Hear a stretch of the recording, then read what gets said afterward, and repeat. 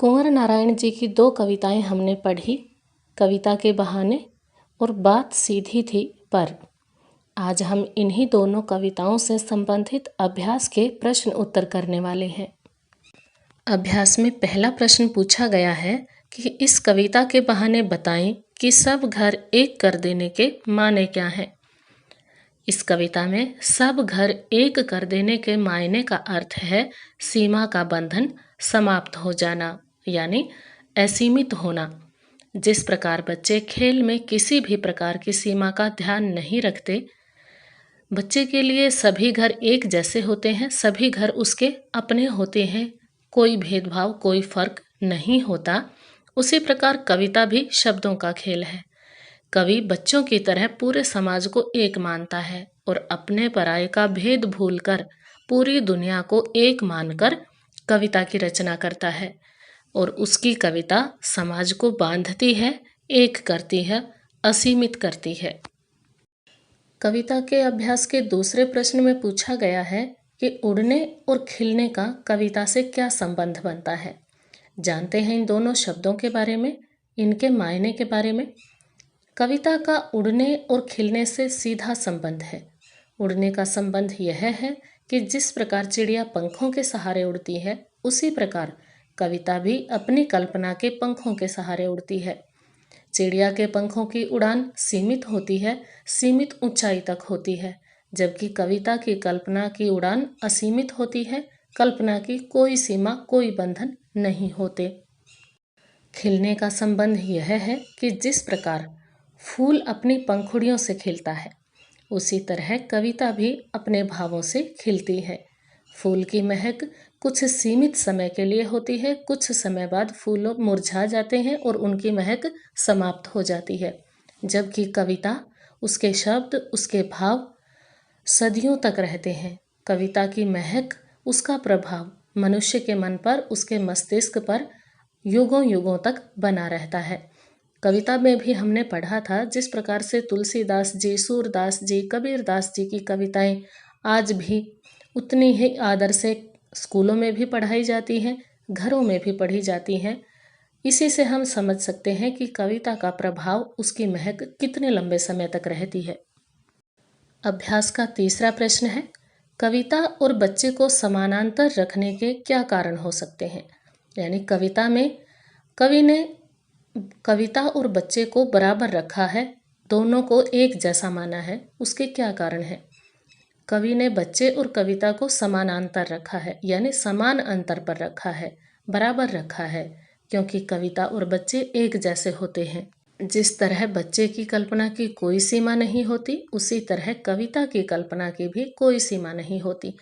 छोटे बच्चों से बात करके हम जान सकते हैं कि उनके विचार क्या होते हैं, जहाँ तक हम बड़े सोच भी नहीं सकते।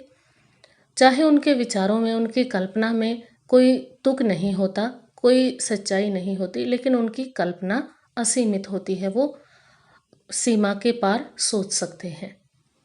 इसी तरह कविता की कल्पना होती है। इसीलिए तो कहा जाता है कि जहाँ न पहुँचे रवि, वहाँ पहुँचे कवि। यानी सूर्य का प्रकाश भी जिस गहराई तक नहीं पहुँच सकता, उस गहराई तक कवि की कल्पना पहुँच सकती है। जिस प्रकार खेलते समय अपने पराये का भेद बच्चे नहीं करते, सबको एक समान मानते हैं, उसी प्रकार कवि भी कविता लिखते समय कोई भेदभाव नहीं करता।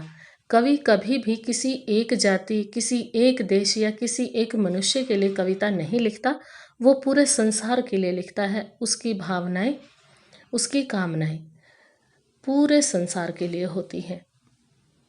चौथे प्रश्न में पूछा गया है कि कविता के संदर्भ में बिना मुरझाए महकने के माने क्या होते हैं। जानते हैं इसका उत्तर। बिना मुरझाए महकने के मायने यह है कि कविता कभी मुरझाती नहीं है। फूल तो एक निश्चित समय के बाद मुरझा जाता है, लेकिन कविता कभी नहीं मुरझाती, यह अमर होती है और युगों युगों तक, बहुत लंबे समय तक मानव समाज को प्रभावित करती रहती है, मानव समाज का मार्गदर्शन करती रहती है, रास्ता दिखाती है। सदियों तक इसकी महक बनी रहती है। कविता के माध्यम से जीवन मूल्य पीढ़ी दर पीढ़ी चलते रहते हैं।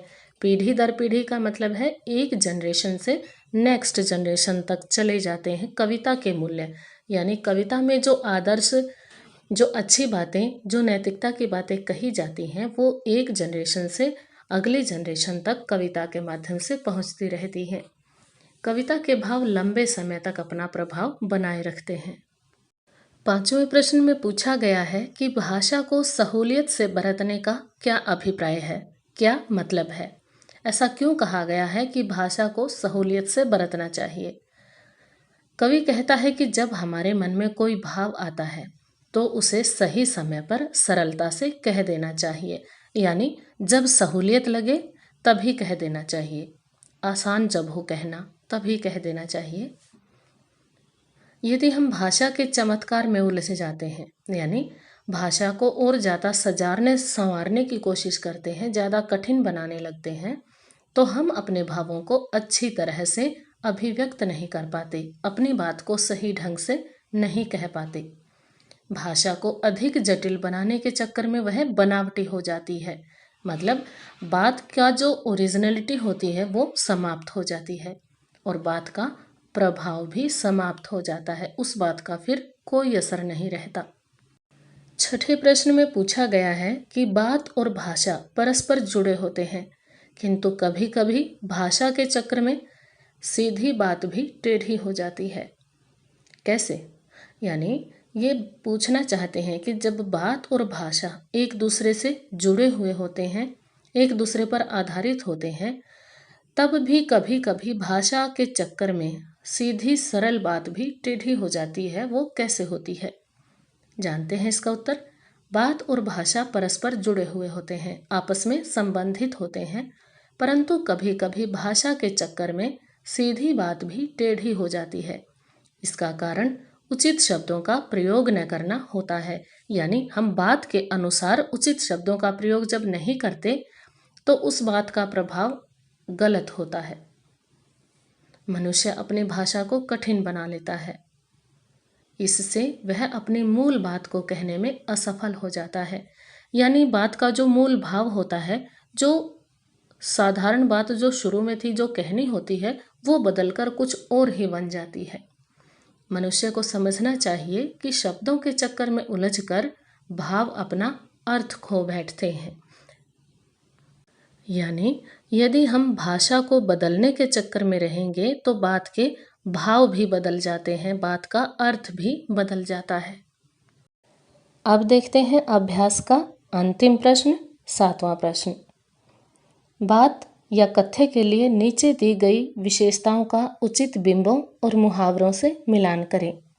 इस प्रश्न में 2 कॉलम दिए गए हैं, एक कॉलम में बिंब या मुहावरे दिए गए हैं और दूसरे में उनकी विशेषताएं दी गई हैं। सबसे पहले हम बिंब या मुहावरों वाला कॉलम देख लेते हैं। सबसे पहला बिंब दिया गया है बात की चूड़ी मर जाना, दूसरा है बात की पेंच खोलना, तीसरा मुहावरा है बात का शरारती बच्चे की तरह खेलना, चौथा है पेंच को कील की तरह ठोंक देना और 5वां है बात का बन जाना। अब देखते हैं विशेषताओं वाला कॉलम। सबसे पहली विशेषता है कथ्य और भाषा का सही सामंजस्य बनाना। कथ्य का अर्थ होता है बात, बात और भाषा का सही सामंजस्य, सही तालमेल बनाना।